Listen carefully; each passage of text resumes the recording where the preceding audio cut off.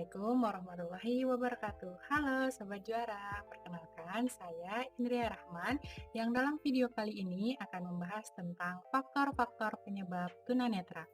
Kira-kira ada apa saja ya? Sebagai seorang manusia, mata merupakan organ indera yang sangat penting. Dengan mata, kita bisa melihat dan memperoleh informasi dari lingkungan sekitar. Namun, terkadang ada beberapa orang yang tidak memiliki kemampuan untuk melihat, yaitu disebut dengan tunanetra. Tunanetra sendiri bisa disebabkan oleh beberapa faktor. Mari kita bahas satu persatu ya. Faktor pertama, faktor genetik. Faktor genetik menjadi salah satu faktor penyebab tunanetra. Beberapa kasus tunanetra bisa disebabkan oleh kelainan genetik yang mengakibatkan gangguan pada struktur dan fungsi mata. Gangguan ini bisa menurun dari orang tua atau bahkan bisa muncul secara spontan pada seseorang. Faktor kedua, penyakit mata. Beberapa penyakit mata seperti katarak, glaukoma, retinopati diabetik, dan degenerasi makula bisa menjadi penyebab tunanetra. Penyakit-penyakit ini mengakibatkan kerusakan pada jaringan mata yang mengakibatkan penglihatan menjadi kabur hingga hilang sama sekali. Faktor ketiga, cedera mata. Cedera pada mata juga bisa menjadi penyebab tunanetra. Cedera bisa terjadi akibat kecelakaan, pukulan, atau tertusuk benda tajam yang mengakibatkan kerusakan pada jaringan mata. Penting untuk selalu menjaga keselamatan mata kita dengan memakai kacamata pelindung saat melakukan aktivitas yang berbahaya. Faktor keempat, faktor usia. Tunanetra juga bisa disebabkan oleh faktor usia. Saat usia semakin tua, fungsi organ tubuh kita akan semakin menurun, termasuk fungsi mata. Hal ini bisa mengakibatkan kerusakan pada jaringan mata yang mengakibatkan penurunan kemampuan penglihatan hingga hilang sama sekali. Faktor kelima, infeksi mata. Infeksi mata sebagai konjungtivitas dan kreatitis juga bisa menjadi penyebab tunanetra. Infeksi ini mengakibatkan peradangan pada jaringan mata yang mengakibatkan gangguan pada kemampuan penglihatan. Nah, itulah 5 faktor penyebab tunanetra yang bisa terjadi pada manusia. Berikutnya, ada faktor penyebab tunanetra berdasarkan proses kelahirannya.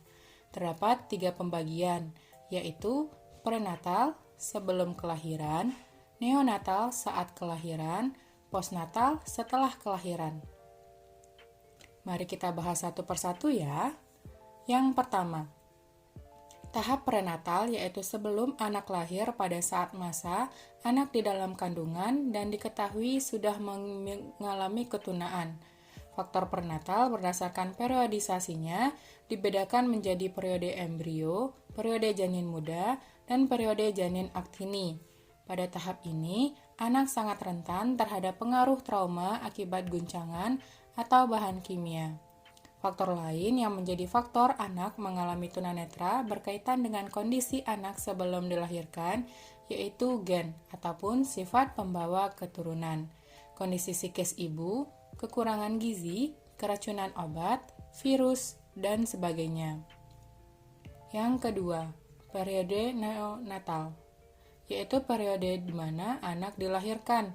Beberapa faktornya yaitu anak lahir sebelum waktunya atau prematurity, lahir dengan bantuan alat, posisi bayi tidak normal, kelahiran ganda atau kesehatan bayi. Yang ketiga, kelainan pada saat postnatal, yaitu kelainan yang terjadi setelah anak lahir atau saat anak di masa perkembangan. Pada periode ini, ketunaan bisa terjadi akibat kecelakaan, panas badan yang terlalu tinggi, kekurangan vitamin, bakteri, serta kecelakaan yang sifatnya ekstern seperti masuknya benda keras atau tajam, cairan kimia yang berbahaya, kecelakaan kendaraan, dan lain-lain. Dapat dipahami bahwa terdapat 3 tahapan faktor penyebab terjadinya tunanetra pada diri anak, yaitu tahap prenatal yang meliputi pengaruh akibat trauma, akibat guncangan atau bahkan kimia.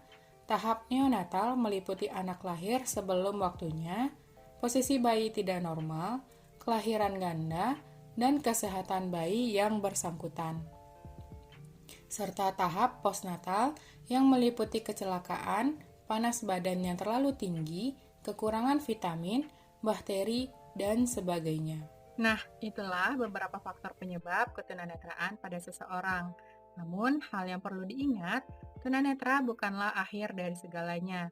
Masih ada banyak orang yang tunanetra namun bisa berprestasi dan hidup mandiri.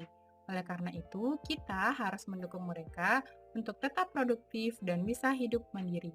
Salah satu cara yang bisa dilakukan adalah dengan memberikan kesempatan dan dukungan dalam hal pendidikan, seperti pembelajaran di sekolah yang diberikan oleh SLBNA Pajajaran.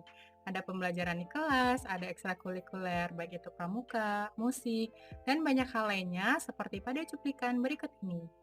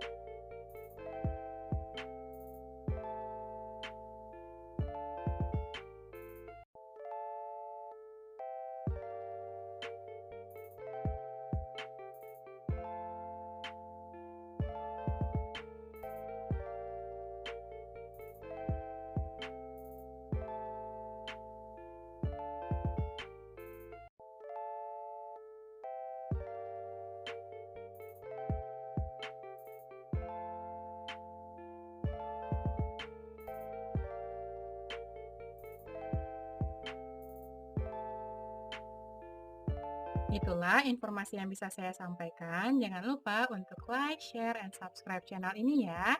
Terima kasih. Assalamualaikum. Dadah.